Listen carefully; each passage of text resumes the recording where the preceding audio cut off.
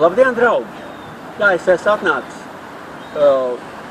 ne gluži atbalstīt, bet piedalīties pasākumā, ko veic jaunā konservatīvā partija, vai, kā es saku, vecie konservi.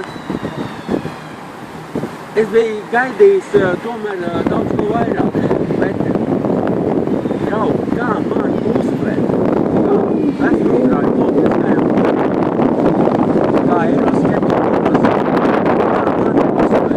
jau skatos kā Federas, jau skatos kā Soros fonda pārstāvi, jau skatos kā Rusofons.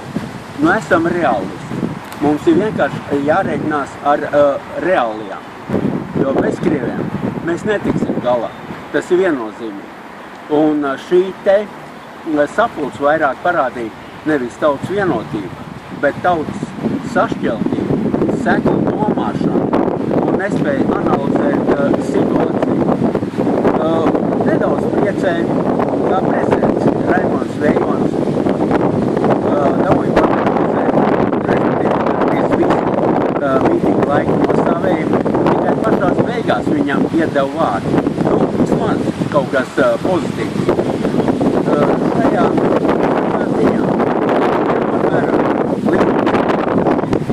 likumīgo institūciju Latvijā, es gribētu nobeigt ar sekojošo.